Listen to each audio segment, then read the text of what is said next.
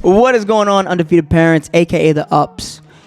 If you saw the why video, then you know why I'm here. If you haven't, stop. Go watch that video or listen to that audio wherever you can find it.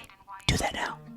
But if you've already seen it and heard it, then you know why I'm here. How we do what we do, right? We talked about connecting. We talked about getting fit. We talked about putting our mask on first and taking care of ourselves. How do we do that? I will never be able to, in my life, describe it the way that I did here. So I'm going to pause this, or really I'm just going to transition. Here's the code of warriors. So the first line is, I'm becoming a true warrior. A lot of people think that we are something. And this line comes from a video my buddy Jen Rose sent me of JJ Redick, and he says, we're always arriving, we've never arrived. And I really like that idea that goals aren't finish line, but checkpoints, because especially in fitness, but in general, once we realize that we can accomplish something, we hit the goal, which we thought was a finish line, that becomes the start. And we set a new goal and, hopefully create the plan and start going after it. But I love that idea that we're becoming a true warrior always, regardless of where you are, what you get to, where eventually you even end, you're still becoming. We're still always evolving. And I thought that was super important, because evolution and transformation for me, is very, very key. The next line is, I'm strong, both mind and body. You'll notice mind comes first. I don't care how strong, how fast, how physically equipped you are. If you aren't mentally tough, especially when it comes to sport performance, but life, if you aren't mentally tough, being physically strong doesn't really have much purpose. It doesn't have much meaning. So really talking about, hey, you gotta have a strong mind, and it doesn't mean just ignoring things or being that tough person. It just means you can handle loss, you can handle, and it's not just loss. That's learning to handle loss, grief. It's learning to handle loss on the court, in the arena, because to do anything of great value, you're going to lose, you're gonna fail along the way. Even if you're a great academic performer, there's gonna be something that comes across your plate that you aren't ready for yet. So strong, both mind and body. And then you're smart with the direction and speed of the arrow and the patience of the archer. I love this line because it talks about the operator and the tool. The tool is the arrow. So the direction comes first, then the speed. I tell my daughter all the time, you don't want to get to the wrong place the fastest, because right now she thinks she knows what the question is and she writes down an answer and it isn't complete. Know where you're going first. And once you have that speed isn't, okay, we need to achieve the goal fastest. It means work your ass off.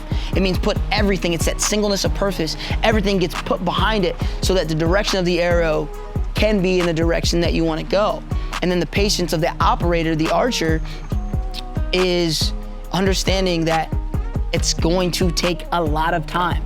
You might be working harder than you ever worked in your entire life. You might be, everything's going into it, and you're like, I'm doing 10 times the work. I'm expecting to get 10 times closer. It just doesn't work that way, right? We're pegging away every day. My guy, Jeff, and I, we're making these videos, and we're putting everything we have into the editing, into the preparation. You would say we're working harder than we ever have. And we're not expecting it to pop right away. We don't know where it's gonna go, but we know it's the direction we wanna go into, and we're busting our ass in that direction, and then being patient. My life counts, but it is my responsibility to make sure things add up. To be perfectly honest, especially children, but everyone, I just want you to say that out loud. My life counts. I don't think we have that self-efficacy, that self-worth, that self-love. And some people think it's, not being modest, or we have to be, no, my life counts. Understand that, feel it, say it out loud. I think it's important, but it is your responsibility to make sure things add up. No one, it doesn't matter who you are, color, size, gender, no one is coming to save you. At the end of the day, I am responsible for Joe. Yes, my life counts, but it's my job to make sure that it does, that people, sometimes someone's gonna cross the line. You make sure they find their way back to the other side, right? Your life counts, but it is your responsibility to make sure things add up. that is, to me, is easily the most important line of it, just because of the fact that, like, I do want people to just say that, feel it, not like conceptualize your life counts. It does, no matter who you are. I will hold myself accountable for my time in the arena while also earning the right to be there with the rest of my time. So that first part, I will hold myself accountable for my time in the arena. A win's a win, a loss is a loss. That's just point blank. Stop blaming the refs, your parents, the sun, the weather. You prepare, and then you show up, whether the arena is your results on a test, your results in the gym, actually on the mat. That's why I love individual sport athletes, because you have no one to point to. You can talk about the officials, it's you. You prepare everything you do, right? And I will earn the right to be there with the rest of my time.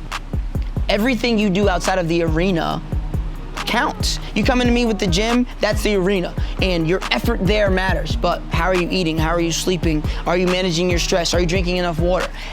I will earn the right to be there with the rest of my time. You have to earn your results, not just on the result day, not just on competition day, but with all of your actions. Again, going back to singleness of purpose.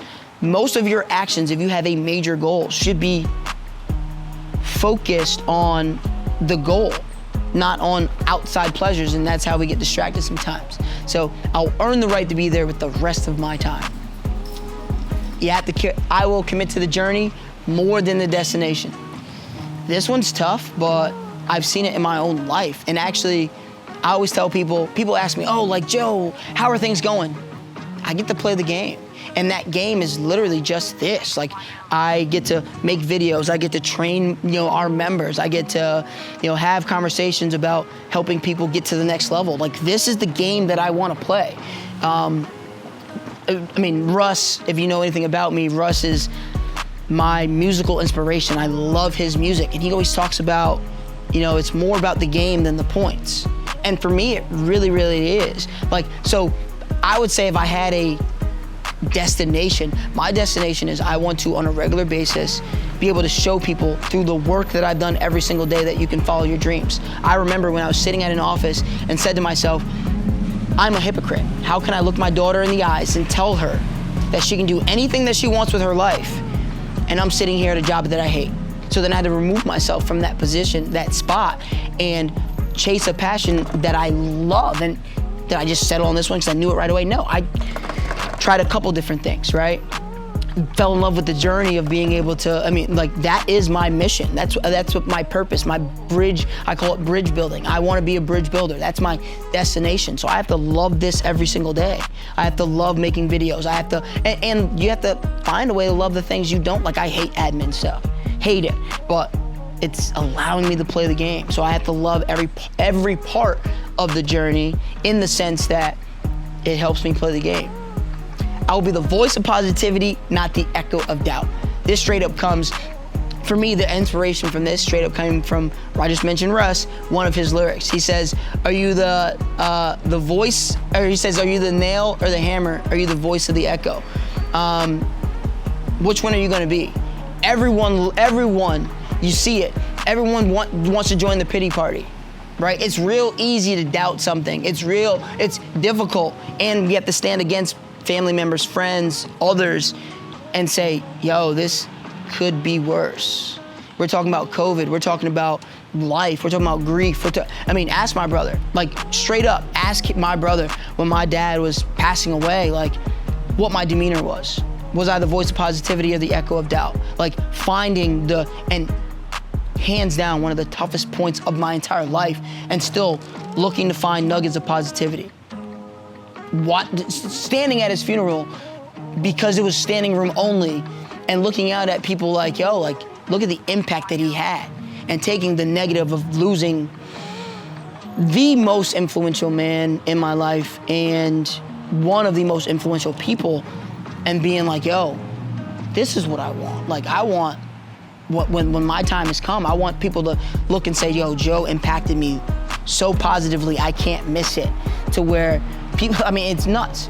But being the voice of positivity, not the echo of doubt, because And my friends will tell you, Jeff will tell you, there's no pity party here. Like, people don't come to me looking for like, oh, the woe is me crowd. Like, that's just not my style. Like, you come, either I'm gonna try and help you find a solution, or we're gonna hunt the good stuff, as they say. And then we end it with, I think, the greatest expectation. Me versus me, I will be undefeated. You have to show up every single day. It's attitude and effort. I used to say to my brother all the time, attitude and effort, that's all you can control.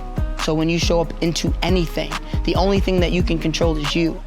And if you know what you did last time, you can outdo yourself. My daughter's running cross country. We don't have conversations of what place she's in. We have conversations of, how did you do last time? How can we push the needle forward? Because you'll change your place once you realize that you have to be better to beat anyone. Like, imagine if we had that mentality. Forget what the opposition is doing. Am I better than I was? Because if I'm not, whether I win or lose has no merit. If I win, but I didn't get better, did I win? Me versus me, I will be undefeated. It's something that we dedicate our every day to, right? One of the other mantras of the brand is every day is day one. It's bringing that mentality. Today is day one. This is the best day. This is the day I got. People say all the time, you're only as good as your last at bat. It's unrealistic. I can't live off what I used to do. I'm only as good as the at bat that I have. So me versus me today, the at bat I have, I'm looking to swing it out of the park, or at least if I hit a double last time, I'm trying to hit a triple. If you're still here, I really appreciate you taking the time to really digest the information that I just laid out. It's a lot going on there, but in the comments, please let me know what stuck out to you most about the Code of Warriors. Leave it here. Really appreciate it. Take care and be well.